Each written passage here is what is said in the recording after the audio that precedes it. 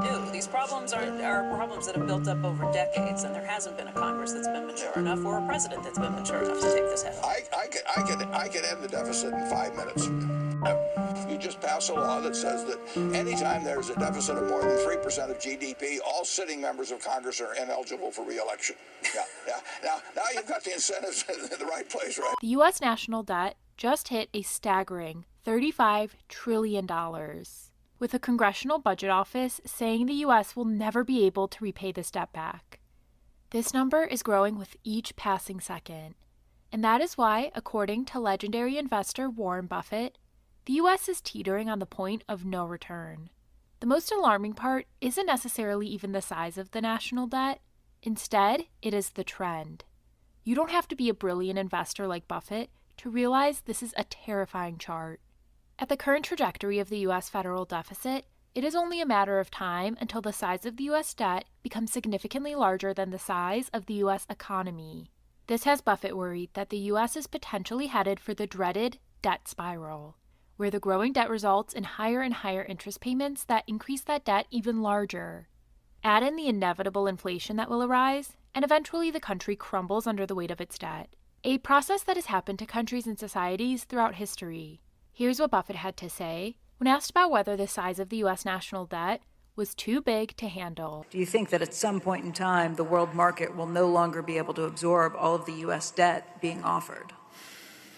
Well, I would say the answer, of course, I don't know, but my best speculation is that U.S. debt will be acceptable, but for a very long time because there's not much alternative. But it won't be the quantity. The national debt was nothing to speak of, for a long, long time. And then in any way, inflation would get let loose in a way that really threatened the whole world economic situation, and there really isn't any alternative to the dollar as a reserve currency. And you get a lot of people who give you a lot of speeches on that, but that really is the answer. That I don't worry about the quantity.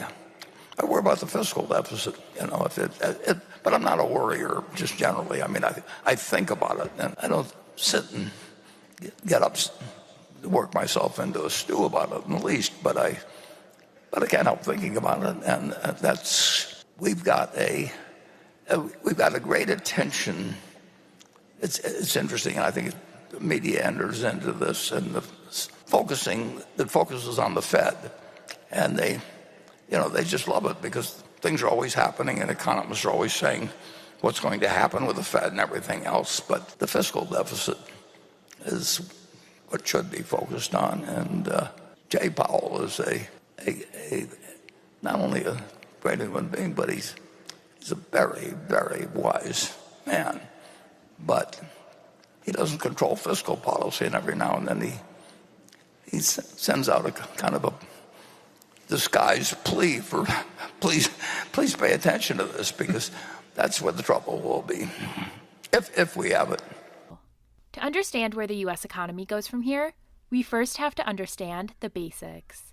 The most recent data shows the U.S. national debt at over $35 trillion, a number that is growing literally by the second. So how does this even happen in the first place? Just like an individual, a country goes into debt when it spends more money than it takes in. To demonstrate this point, let me introduce you to John. Our friend John here is a productive member of society and otherwise a great guy. He just so happens to have one pretty big vice. John has a spending problem. You see, each month John makes $5,000 from his job after taxes. This is the revenue side. For the expenses side, John spends $6,000 a month on things like his house, car, clothes, vacations, and going out to eat. The money to cover that $1,000 shortfall between John's revenue and expenses has to come from somewhere. This is where debt enters the picture. John has to go into $1,000 of debt to make up for the fact that the money coming in during the month wasn't enough to cover the amount of money that was going out in expenses during that month. Now, when this happens during just 1 month, it obviously is not good, but it's also not the end of the world. Where things start to get really worrisome for John is when this happens month after month, year after year. That debt starts to stack up pretty quickly. And to make matters worse, John has to pay interest on that debt each month. Those interest payments increase his expenses, and the amount John has to borrow each month grows, causing the debt pile to climb even faster. Eventually, the debt becomes simply too big to bear, and John has to default on the debt. This same basic logic applies to a country, but with let's just say, much larger numbers. In 2023, the U.S. government took in $4.4 trillion in revenue. Here's the breakdown of those revenue sources. Roughly half came from individual income taxes. About 36% came from what are known as payroll taxes. These are additional taxes both employees and employers pay to fund programs like Social Security. Another 10% or so came from corporate income taxes. The remainder is a category referred to as other, made up of things like customs duties, excise taxes, and estate and gift taxes. The expense side was $6.1 trillion, consisting of the following categories: Social Security accounting for approximately 21% of the spending, Medicare and Medicaid at 24%, income security programs such as food stamps and unemployment at 7%, non-defense discretionary spending such as certain education and healthcare programs at 15%, defense spending at 13%, and other at 8%. On top of all of those expenses, 11% of the federal budget in 2023 went to paying interest on debt incurred from previous years. The difference between what the federal government took in, $4.4 trillion, and what it spent, $6.1 trillion, is what is referred to as the federal deficit. As you can see in this chart here, 2001 was the last time the U.S. federal budget actually ran at a surplus. Each year since then, the federal government has run at a deficit that seems to get larger with each passing year. In order to reduce this deficit, the federal government either needs to bring in more money, spend less, or do some combination of both. As I'm sure you can imagine, all of these options are extremely unpopular. On the revenue side, not many people or companies willingly want to pay higher taxes. On the expenses side, cutting spending on programs such as Social Security, education, and healthcare would likely make for many upset constituents. The unpopularity of making these tough decisions is exactly why this problem is projected to continue getting worse. The Congressional Budget Office is projecting the federal deficit to balloon from $1.9 trillion in 2024 all the way to $2.9 trillion in 2034. The growing deficit is projected to cause the federal debt to grow at a much faster rate than the size of the U.S. economy. This is why the U.S. federal debt to GDP is expected to go all the way to 150% to 180% in the years to come, unlike anything the United States has ever seen, even during the depths of World War II.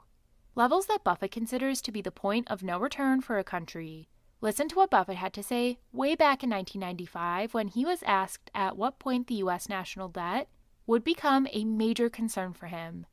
Take a listen. The net national debt is about 60-odd% of GDP. There are a lot of measurements of how much debt is too much and all of that, but probably I think that if I had to look at one single statistic, I would look at that ratio of just like I would look at a ratio of debt to income for an individual. Then you'd get into the question of the stability of the income and to whom it is owed. But I do not think that the level of debt relative to the economy is of anything that's of a frightening nature. I like the idea of it trending downward a little bit over time rather than trending upward. And if it keeps trending upward, it can get awkward, although I think in Italy it's close to 150% now. And you start getting to 150% and talk 8% interest rates, and you're talking 12% of GDP essentially going to interest. I would not like to see debt rise at any rapid rate. I wouldn't like to see it rise at all, but I wouldn't like to see it particularly rise at a rapid rate because that sets a lot of things in motion if it's rising as a percentage of GDP. When Buffett says a high national debt to GDP can set some very bad things into motion, he is referring to what is known as a debt spiral. A debt spiral happens when a country's debt keeps growing out of control, leading to a vicious downward cycle that is almost impossible to stop.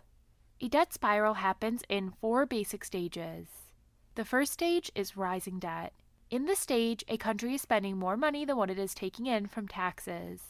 It starts gradually at first, but year after year, the debt pile gets larger and larger as spending continuously exceeds how much money the country brings in.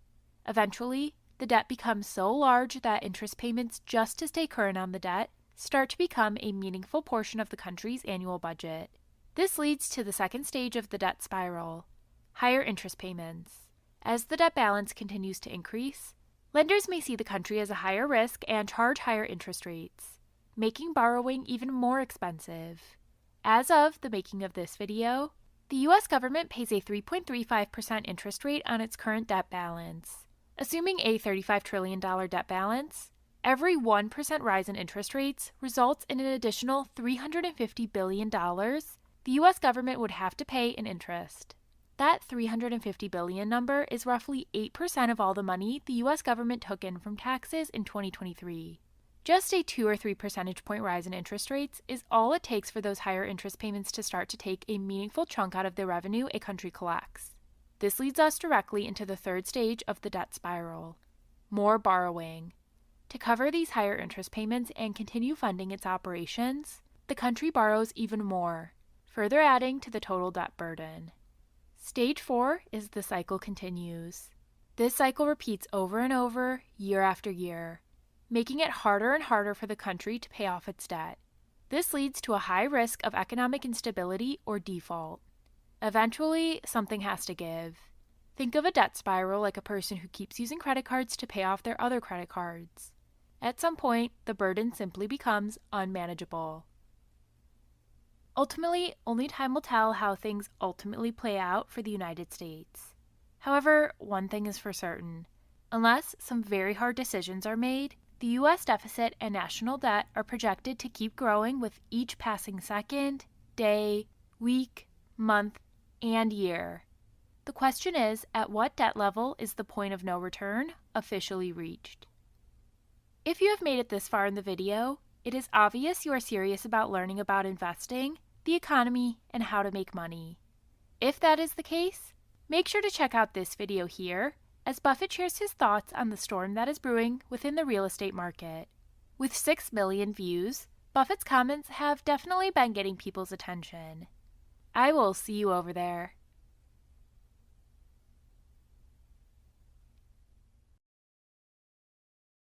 This is gonna blow your mind. Subscribing could change the way you watch YouTube forever. Seriously, don't miss out. One click makes all the difference. Subscribing and smashing that like button isn't just for show. It tells YouTube you actually want to see more of my videos. If you skip it, you might never see my content again. So don't let FOMO get you. Hit subscribe, like this video, and let's make sure you're always in the loop. Trust me, you won't want to miss what's coming next.